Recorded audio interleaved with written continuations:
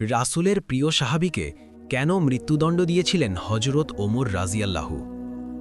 পিতাকে হত্যার অপরাধে তার দুই পুত্র এক যুবককে টেনে হিঁচড়ে খলিফা ওমর রাজিয়াল্লাহুয়ের দরবারে এসে হাজির হল তারা বলল, এই ব্যক্তি আমাদের পিতাকে হত্যা করেছে, আমরা এর সঠিক বিচার চাই। তোমার বিরুদ্ধে আনা হত্যার অভিযোগের বিষয়ে কিছু বলার আছে কি? অতি ক্লান্তি অনুভব করার কারণে আমি একটু খেজুর গাছের নিচে বসে বিশ্রাম করতে গিয়ে ঘুমিয়ে পড়ি। উঠে দেখি আমার উট আমার পাশে নেই।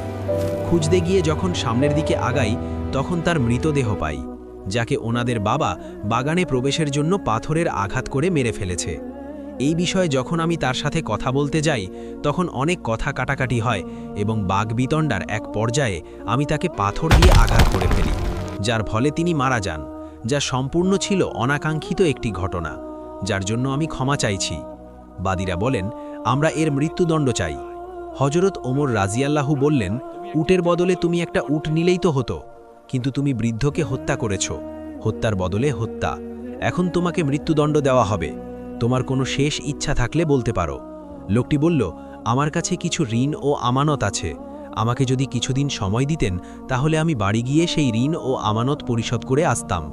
খলিফা ওমর রাজিয়াল্লাহু বললেন, তোমাকে তো একা ছাড়তে পারি না, তুমি যদি তোমার তরফ থেকে কোনো জিম্মাদার রেখে যাও তবে কিছু সময়ের জন্য তোমাকে মুক্তি দিতে পারি। যুবক তখন দুঃখিত হয়ে বলল, এখানে সবাই আমার অপরিচিত, না কেউ আমাকে চেনে আর না আমি কাউকে চিনি, সুতরাং আমার জামিনদার হবার মতো কেউ নেই। তখন হযরত আবু যর গিফারি সবার মধ্য দিয়ে বললেন, হুজুর, আপনারা যদি অনুমতি থাকে তবে আমি হতে চাই যুবকের জামিনদার। তার এই কথায় সভার সবাই অবাক হয়ে গিয়েছে, কারণ তিনি ওই যুবককে চিনতেন না, জানতেনও না, কিন্তু তারপরেও তিনি জামিনদার হতে রাজি হয়েছেন। খলিফা বলল, আগামী জুম্মাবার পর্যন্ত যুবককে মুক্তি দেওয়া হলো। জুম্মার আগে যুবক যদি মদিনায় না আসলে তার পরিবর্তে আবু যরকে মৃত্যুদণ্ড দেওয়া হবে। জামিন পেয়ে নওজোয়ান ছুটল মাইলের পর মাইল দূরে তার বাড়ির দিকে। আবু যর গেলেন তার বাড়ির দিকে। এদিকে দেখতে দেখতে জুম্মাবার চলে এসেছে, নওজোয়ানের কোনো খবর নেই। হজরত ওমর রাদিয়াল্লাহু রাষ্ট্রীয় পত্রবাহক পাঠিয়ে দিল হজরত আবু যর গেফারি রাদিয়াল্লাহুর কাছে।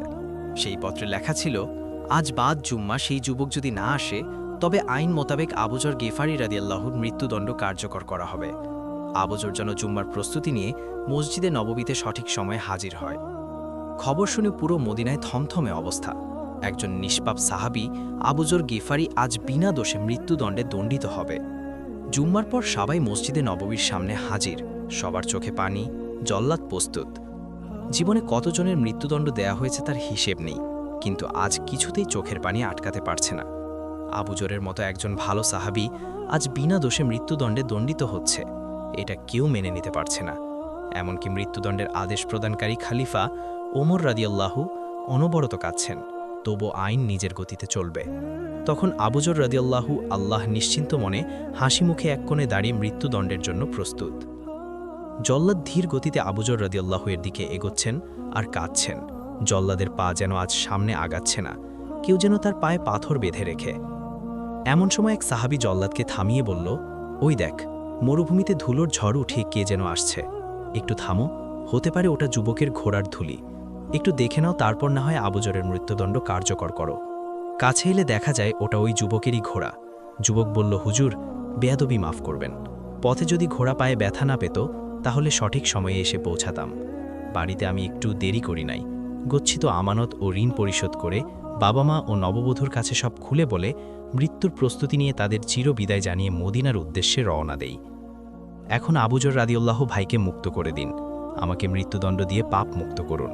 রোজ হাসরের ময়দানে নিজেকে খুনি হিসেবে আল্লাহর সামনে প্রস্তুত করতে চাই না। চারিদিকে থমথমে অবস্থা, কি হতে চলেছে? যুবকের ফিরে আসাটা যেন হতবাক করে দিয়েছে সবাইকে। খলিফা হজরত ওমর রাদিয়াল্লাহু যুবককে বললেন, তুমি জানো তোমাকে মৃত্যুদণ্ড দেয়া হবে, তারপরও কেন ফিরে এলে?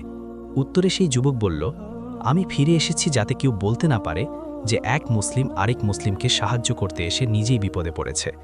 এবার হজরত ওমর রাদিয়াল্লাহু হজরত আবু যর রাদিয়াল্লাহু জিজ্ঞেস করলেন, আপনি কেন না চেনা সত্ত্বেও এমন জামিনদার হলেন? উত্তরে হজরত আবু যর গাফেরি রাদিয়াল্লাহু বললেন, পরবর্তীতে কেউ যেন বলতে না পারে এক মুসলমান বিপদে পড়েছিল কিন্তু অন্য মুসলমান তাকে সাহায্য করতে আসেনি। এমন কথা শুনে বৃদ্ধের সন্তানদের মধ্যে একজন হঠাৎ করে বলে উঠল, হে খালিফা, আপনি ওনাকে মুক্ত করে দিন। আমরা তার উপর করা দাবি তুলে নিলাম। হজরত ওমর রাদিয়াল্লাহু বললেন, কেন?